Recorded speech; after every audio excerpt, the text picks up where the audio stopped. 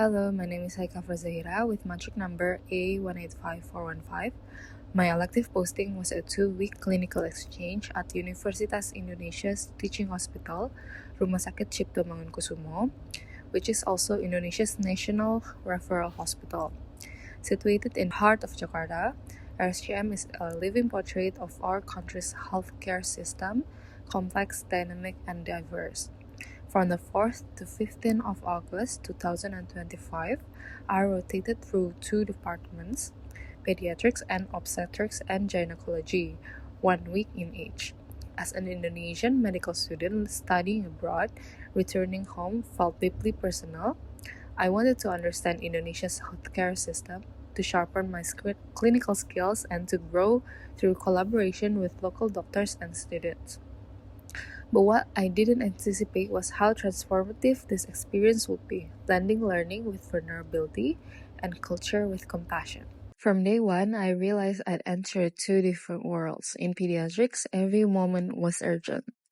But in ONG, the pace was slower. This contrast became a theme. Pediatric tested my reasoning and ONG tested my heart. Together, they mirrored the structure of Indonesia's referral system.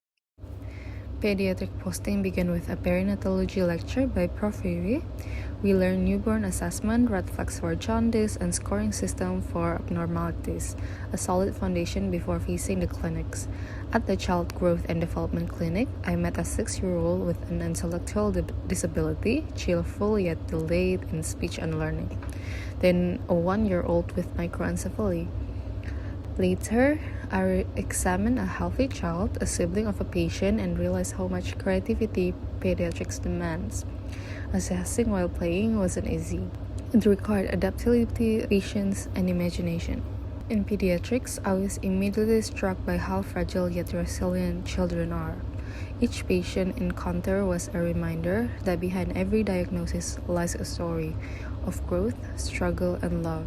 At RSCM, many cases were complex and rare. Biliary atresia, microencephaly, post-streptococcal glomerulonephritis, and even myasthenia gravis in a child. These encounters forced me to think critically, connect to pathophysiology to real life, and face the limits of what I knew. But the greatest challenge wasn't the medicine, it was the humanity. Examining children meant earning their trust first, meant kneeling down, smiling, playing, and using imagination before inspection.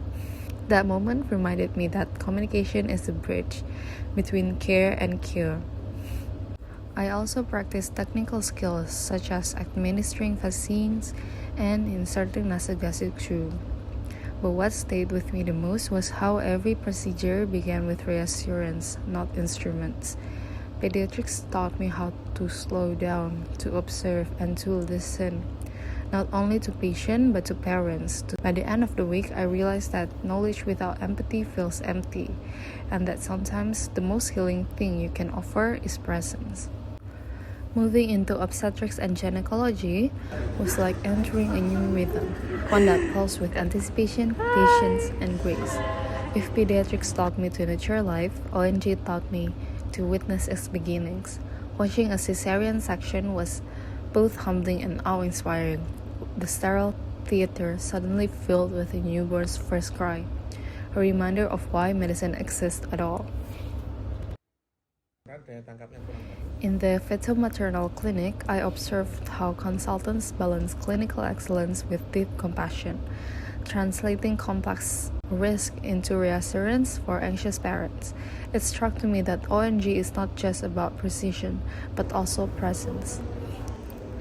I also had opportunities to perform IVF screenings and practice vaginal ultrasounds under supervision. At first, I hesitated, unsure of my technique, afraid of making mistakes, but the team's patience helped me to grow in confidence. Here, I learned that humility is strength and learning requires courage. Beyond skills, what stood out the most was the emotional landscape of the department. Moments of hope, fear, and relief intertwining in every consultation. ONG reminded me that every heartbeat we hear is more than physiology. It's a story waiting to begin. From this elective, I realized that knowledge alone is never enough. Empathy, communication, and reflection complete the picture. My mental flowcharts, imperfect as they were, helped me reason through cases. Mistakes became flowcharts, confusion became curiosity. If I could redo one thing, I'd prepare better. But more importantly, I'd engage deeper, exploring the family story, not just the diagnosis. In the end, these 2 weeks were more than clinical exposure. Pediatrics stretched my critical thinking and heart. ONG grounded me in patience and humanity. I left RSCM with not just medical lessons, but memories of faces, voices, and the quiet wisdom of those who guided me. This posting was a homecoming to Indonesia, to compassion, and to the vision of a doctor I aspire to become.